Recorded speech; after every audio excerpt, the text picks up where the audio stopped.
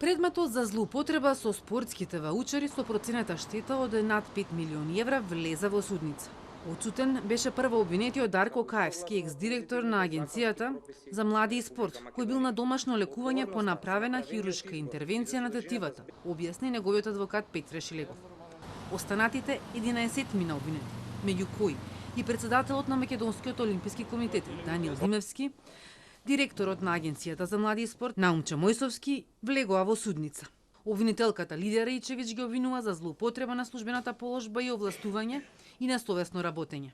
Формирањето на законските тела, комисијата, Централната комисија за евалуација на ваучери, овластувањето на директорите на Агенцијата за спорт и млади не се испочитувани согласно Законот за спорт, согласно правилниците кои што предвидуваат почитување на строги критериуми за да може некој да добие ваучер. Раичевиќ вели дека тука не завршува незиното истражување и најави дека дополнително, под обвинителна лупа, ќе биде и тоа кој ги делил ваучерите на тој начин и како ги користеле стопанските субјекти. Но обвинетиот Димевски со обвинувања за обвинителката.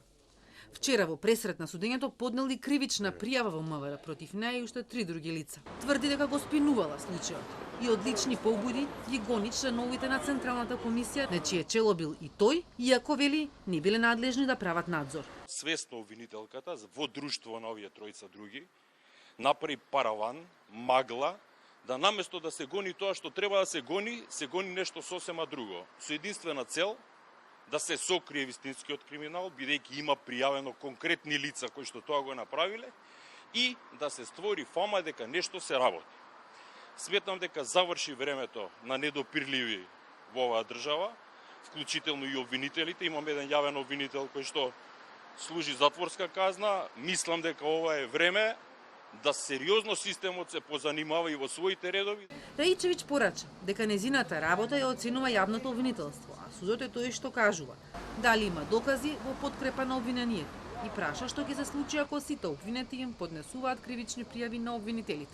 Таков фронтален напад од страна на обвинети, јас од дигнитет го отфрлам и сметам дека треба да се преземат мерки вакви настапи да нема во иднина, затоа што ќе дојдете во ситуација да нема обвинители кои што ќе поднесуваат смели и храбри обвиненија, затоа што некој го прекршил законот. Првиот сомнеж за распределбата на спортските ваучери го фрли минатиот состав на ДКСК, која достави иницијатива до јавното обвинителство.